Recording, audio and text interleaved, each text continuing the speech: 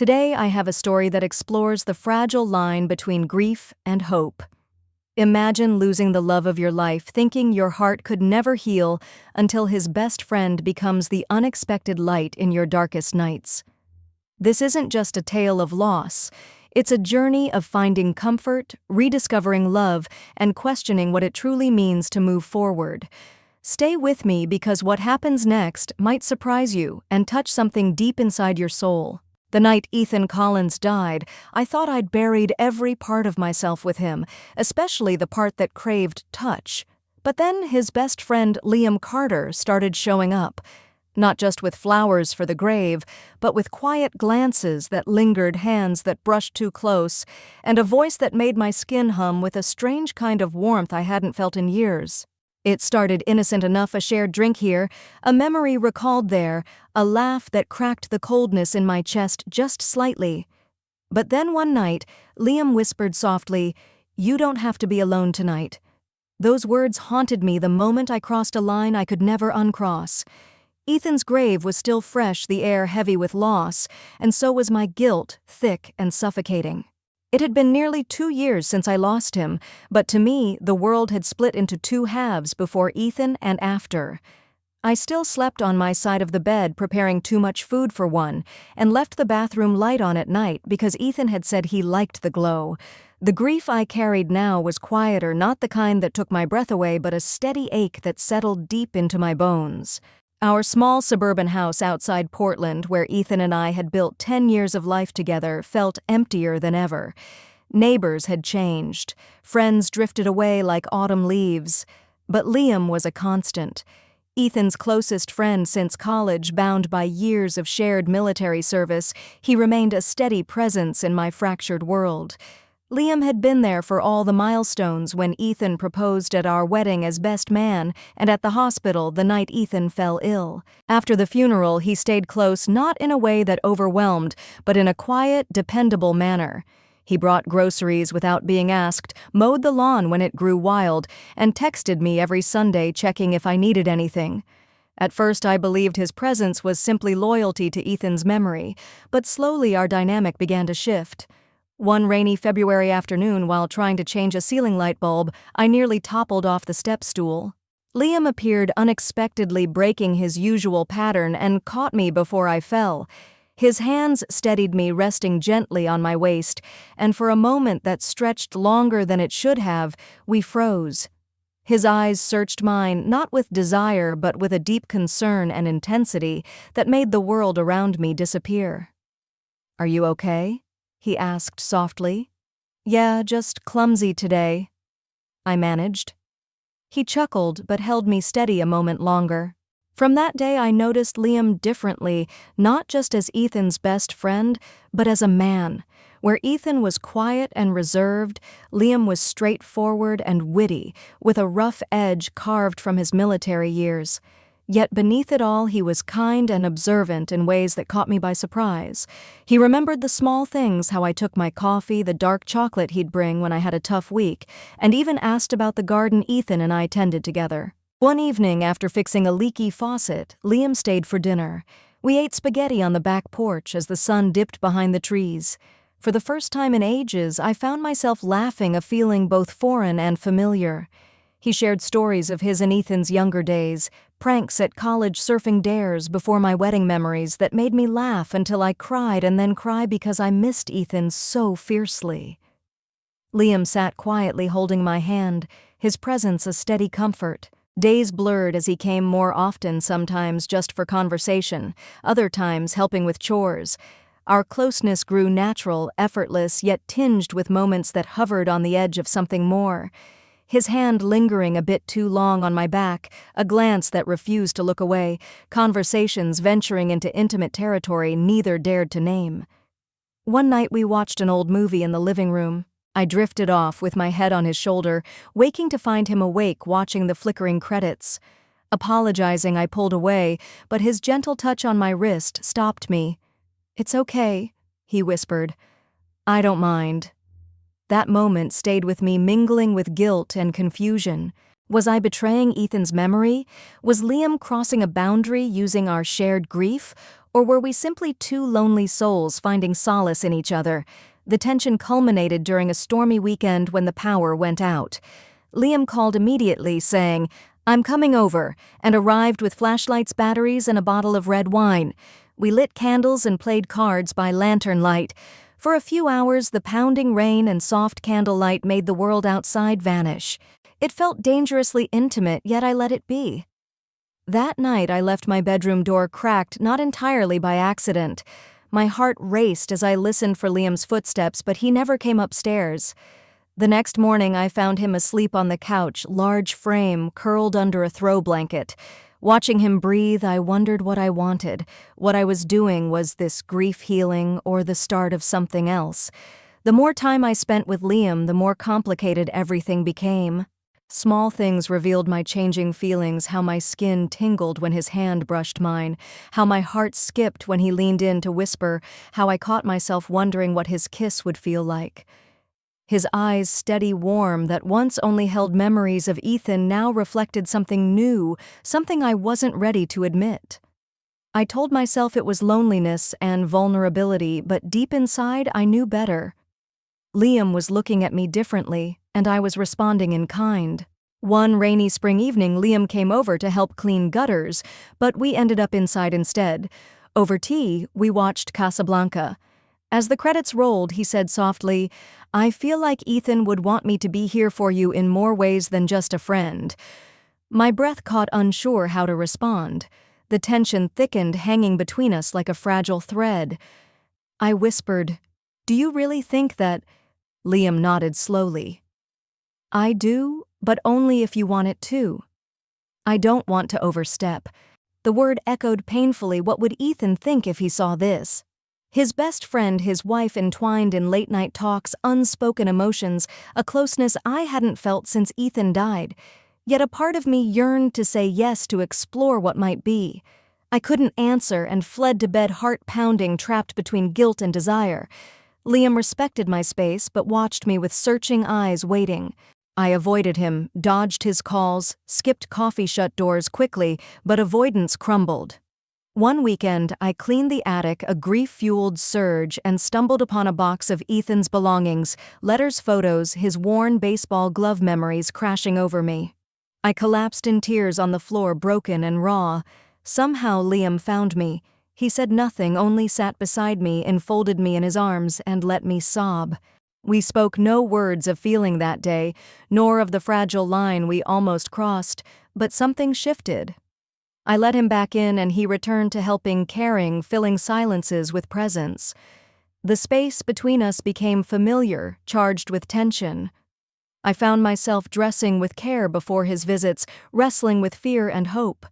When he noticed, his silent gaze told me he saw everything, the effort, the vulnerability. One night after dinner, as soft jazz filled the air, Liam took my hand and whispered, "Stay." My heart thundered the moment everything could change. His thumb brushed my hand, eyes searching mine. "Grace," he murmured, "I've wanted to kiss you for weeks."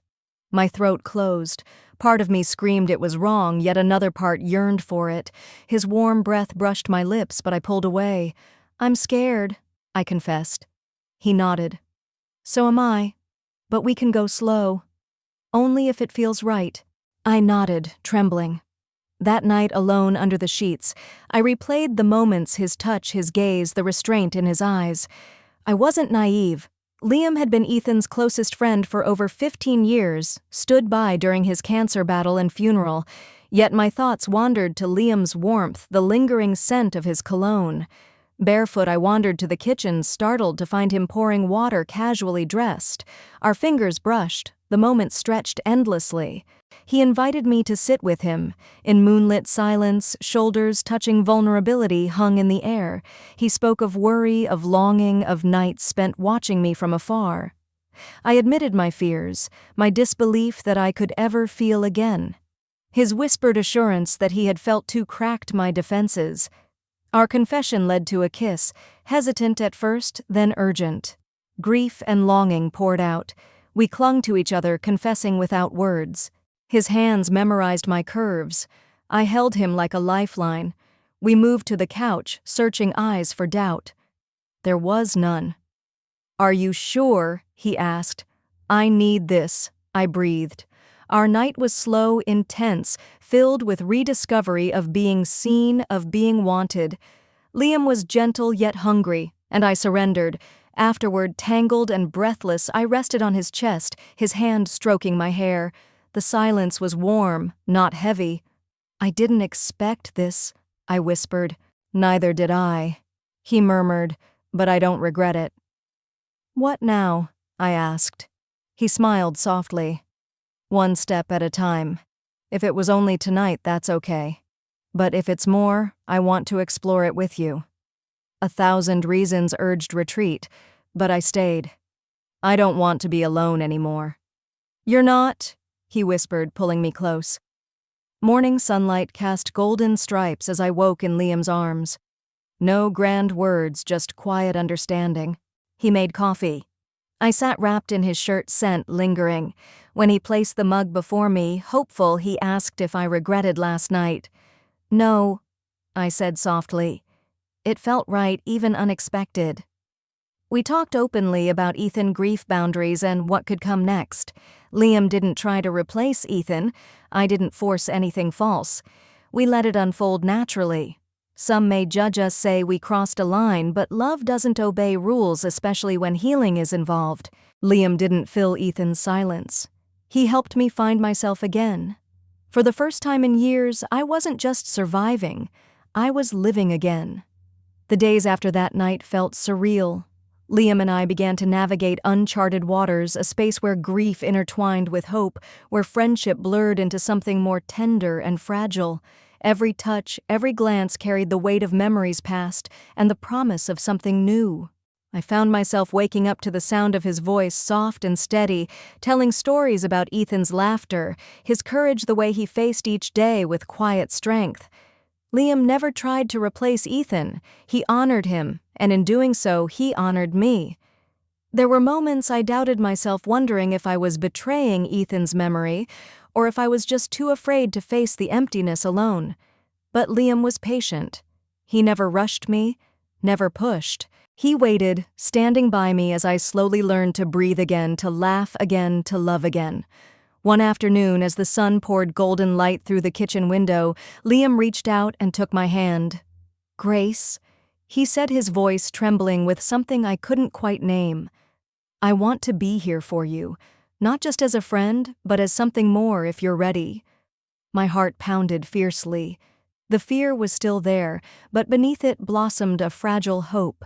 "I don't know what the future holds," I whispered, "but I know I want to find out with you." He smiled, a mixture of relief and joy. "Then we'll take it one day at a time. Together." And so began a new chapter, not one erased by loss, but one shaped by the courage to keep moving forward hand in hand, heart to heart. Not long after that heartfelt conversation, life threw us a curveball, a test neither of us expected. One afternoon, as I was tidying up the house, my phone rang. It was a call from Ethan's sister, someone I hadn't spoken to in months. Her voice was gentle but firm.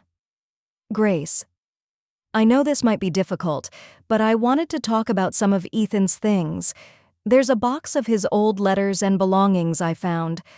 I think it's time to go through them, maybe together." My heart clenched. The past was calling back in a way I hadn't prepared for. I wasn't sure if I was ready to face those memories again, especially with Liam so close. I told Liam about the call, my voice trembling with uncertainty. He listened carefully, his eyes steady and reassuring.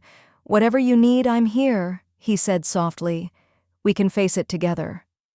The day we opened the box was filled with quiet tension.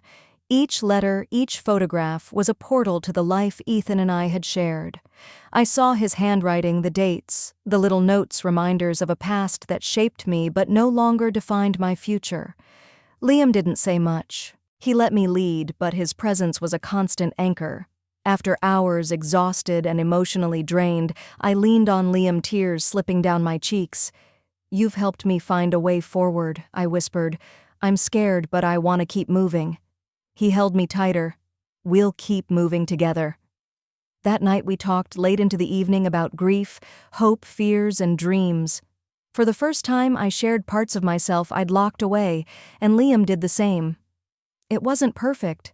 There were moments of doubt and nights when the weight of the past pressed hard, but with every challenge our bond grew stronger, rooted not in forgetting but in embracing everything, the pain, the love, and the promise of new beginnings. In the days that followed, the weight of going through Ethan's things settled deep in my chest, making it hard to breathe at times, but Liam never left my side. His quiet presence was a balm to my raw edges. One evening after a long day, I found myself retreating to the porch, the cool night air brushing against my skin. Liam followed silently, sitting beside me without a word. The stars were scattered across the sky, a million distant lights reminding me how small my troubles felt in the grand scheme of things. I leaned my head on his shoulder, feeling the steady beat of his heart against mine. I'm scared, I admitted, voice barely above a whisper. Scared that one day this pain will find me again, that I'll lose myself in it. Liam tightened his arm around me. Pain is part of the journey, he said softly, but so is love and healing. You're not alone anymore. His words sank into me, and for the first time in a long time, I allowed myself to hope. We sat there for a while, wrapped in silence and each other's warmth. I realized then that what we were building wasn't just a replacement for what I'd lost, it was something new, fragile but real. Later, as we headed back inside, Liam took my hand in his fingers entwining with mine. "Grace," he said, stopping to look at me, "thank you for letting me in, for trusting me." I smiled, feeling tears prick at my eyes. "Thank you for staying." And in that simple exchange, I knew we had crossed a threshold from two broken souls seeking comfort to two hearts ready to face whatever came next together. Weeks turned into months, and the slow, steady rhythm of life began to fill the spaces where grief once loomed large. Grace and Liam grew closer in ways that felt natural and unforced, a friendship blossoming into love, a fragile trust solidifying into something real. One crisp autumn afternoon, the kind where the air is cool and the leaves crunch underfoot, Liam surprised Grace with a small picnic in the park where they had first met. The blanket was spread beneath a towering oak, golden leaves fluttering down like confetti. There was laughter, stories shared, and a warmth that had nothing to do with the sun. Liam pulled a small wrapped box from his jacket pocket and handed it to Grace with a shy smile.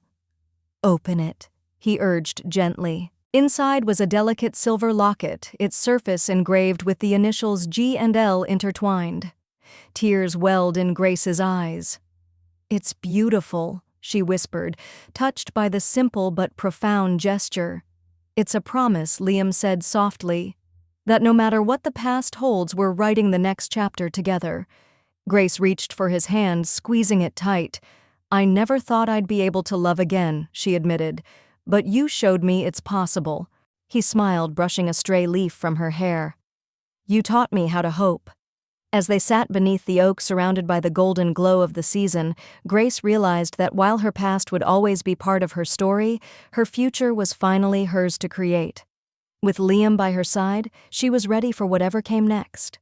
Just as the warmth of new beginnings settled in life reminded us that healing is never a straight path. One chilly evening, as the first snowflakes began to fall, Grace received an unexpected message from Ethan's sister. It was about some legal matters concerning the estate, unresolved paperwork that needed attention. The news stirred old anxieties and memories, unsettling the fragile peace Grace had started to build. She hesitated but knew she had to face it. Sharing the news with Liam, she saw a flicker of concern cross his face, not just for the paperwork, but for the storm it might bring to their lives. "It's going to bring back a lot," Grace admitted, voice trembling. "Memories I thought I'd tucked away." Liam took her hand firmly, his gaze steady. "Whatever comes, we face it together. I'm not going anywhere." The days that followed were tense. Meetings, calls, and decisions that dredged up painful memories tested Grace's strength. At times she felt herself retreating, fearing the weight of the past would crush the hope they had built. But Liam was unwavering. He listened without judgment, offered quiet support, and reminded her gently that the past didn't define their future. One night, after a particularly difficult conversation, Grace broke down. Liam held her as tears flowed freely, whispering reassurances and love. "It's okay to be scared," he said softly. "But remember, you're not alone anymore." In that vulnerability, Grace found strength. The challenge had threatened to pull them apart, but instead it wove them closer together. Their love wasn't about escaping pain, it was about standing side by side through it. As the weeks passed, the storm of paperwork and painful memories slowly began to settle. Grace and Liam faced each obstacle, not as two isolated souls, but as partners united by trust and love. Each difficult conversation, every moment of doubt, became a stepping stone toward deeper understanding. One chilly evening, after a long day of sorting through legal details, Liam surprised Grace with a quiet dinner at home. The table was set, simply candles flickering softly, the aroma of her favorite meal filling the air. Sitting across from him, Grace felt a warmth that had nothing to do with the fire crackling nearby. She reached for Liam's hand, squeezing it gently. "We made it through," she whispered, eyes shining with gratitude and relief. Liam smiled, his gaze steady and tender. "We did. Together." In that moment, Grace realized that healing wasn't about erasing the past. It was about embracing it, carrying it with grace, and building a future that honored both love and loss. Their journey was far from perfect, but it was real, messy, beautiful, and theirs. With Liam by her side, Grace finally felt whole again. This story challenges us to reconsider what it means to heal after loss. Is seeking comfort in someone so close to your late loved one a betrayal, or is it a natural step toward finding peace? Some will argue that moving on too soon dishonors the memory of the departed. Others will see it as a courageous act of opening the heart again, embracing life despite the pain. What do you think? Can love truly heal the deepest wounds, or should some ties remain unbroken forever? Share your thoughts below, and don't forget to follow me for more stories that inspire and provoke. If you want to encourage me to create more great videos, just hit the number 1.